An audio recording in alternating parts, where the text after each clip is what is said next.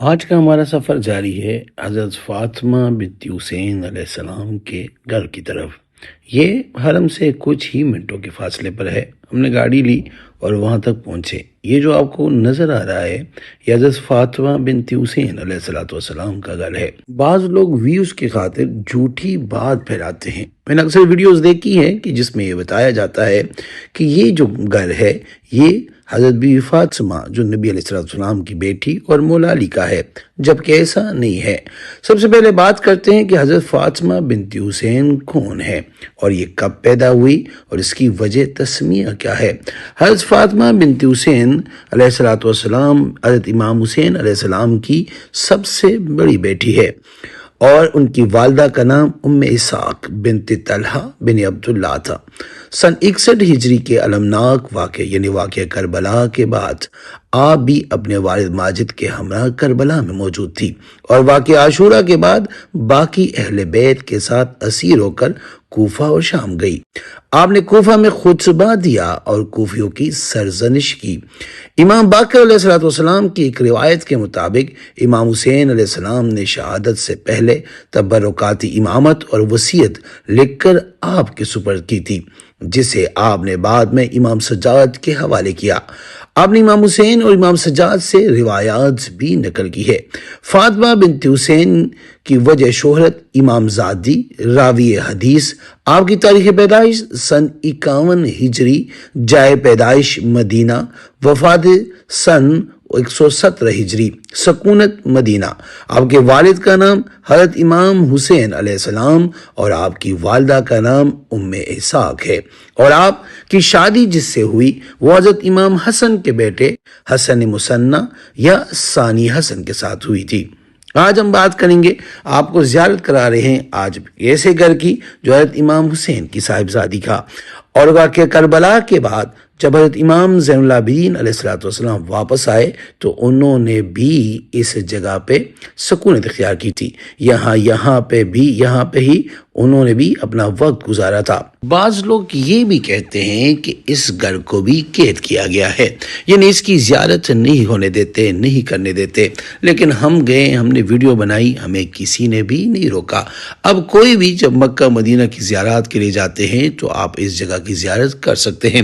اس میں سب سے خاص بات یہ جو آپ کے سامنے نظر آ رہا ہے، ایک کنواں جس کو مدینے کے زمزم کا کنواں بھی کہتے ہیں۔ ایک روایت کے مطابق کہ جب حضرت امام حسین کی صاحبزادی واپس آئی تو یہاں پانی کی بہت زیادہ قلت تھی، تو اللہ پاک کی جناب سے اس جگہ سے پانی نکلا جو آپ کے سامنے یہ کنواں نظر آ رہا ہے۔ بعد میں حضرت امام زین العابدین علیہ السلام نے ادھر پہ ایک باقاعدہ کنواں بھی کھودا اور آج بھی اس کے بقایا جات آپ کے سامنے موجود ہے۔ آج بھی اس میں پانی ہے اور لوگ کافی عرصے تک اس سے پانی بھی پیتے تھے۔ آج سے کچھ عرصہ پہلے لوگ اس گھر کے اندر بھی جاتے تھے۔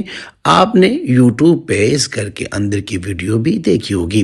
ابھی بھی اس کی کنسٹرکشن جاری ہے، یعنی اس کے بقایا جات کو حفاظت کے لیے آج بھی وہاں پہ کام ہو رہا ہے۔ اس گھر کی خاص بات یہ ہے کہ ادھر حضرت امام حسین علیہ السلام کی صاحبزادی نے وقت گزارا ہے، اور وقت تب گزارا جب وہ کربلا کی اسیری کے بعد یعنی کربلا میں قید ہونے کے بعد واپس آئی تھی، اور ان کے ساتھ ساتھ حضرت امام زین العابدین علیہ السلام نے بھی یہاں پہ وقت گزارا ہے۔ ساتھ ساتھ میں اگر یہ بھی کہوں کہ یہ جو جگہ ہے یہ ان کو اپنے آبا و اجداد سے یعنی حضرت امام حسین اور حضرت امام حسن علیہ السلام سے عطا ہوئی تھی، اور اسی طرح ان کو ان کے والد حضرت امام علی سے عطا ہوئی تھی۔ تو اس کے بعد انہوں نے یہاں پہ زندگی گزاری، اپنا رہن سہن کیا۔ آج بھی ان کی بقایا جات آپ کے سامنے موجود ہے۔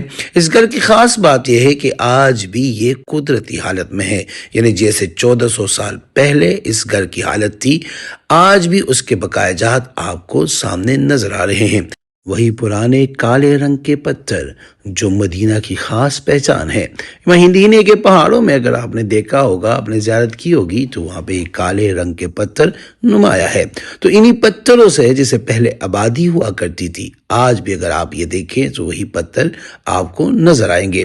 اس کے ساتھ ساتھ اس صحن میں اگر دیکھا جائے تو وہی مدینہ والی ریتی آپ کو نظر آئے گی کہ جو مدینہ کی خاص پہچان ہے۔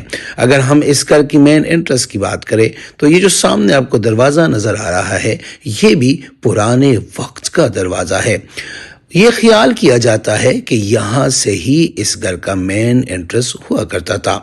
آپ دیکھیں آج بھی اسی پرانی وقت کی یعنی 1400 سال پرانے وقت کی آپ کو یاد دلاتی ہے۔ ادھر سے ایک ایسی خوشبو آتی ہے کہ آپ حیران ہو جائیں گے، آپ اس خوشبو کو محسوس کر سکتے ہیں۔ کچھ دیواریں پرانی ہے اور کچھ ایسا لگتا ہے کہ جیسے اوپر اینٹوں کا کام ہوا ہے، شاید یہ بعض میں اس کی تعمیر ہوئی ہوگی۔ اس کے ساتھ ایک کھڑکی بھی آپ کو نظر آئے گی جو آپ کے اسکرین پہ موجود ہے۔ یہ بھی بتایا جاتا ہے کہ پرانے وقت کی کھڑکی ہے جس کو بعد میں کسی وجہ سے بند کر دیا تھا۔ اوپر جو لکڑی آپ کو نظر آ رہی ہے یہ بھی پرانی 1400 سال پرانی یاد تازہ کرتی ہے، اور اس کے ساتھ ایک دوسرا جو بیک ڈور پہ دروازہ ہے یہ بھی شاید بالکنی کے لیے استعمال ہوا کرتا تھا۔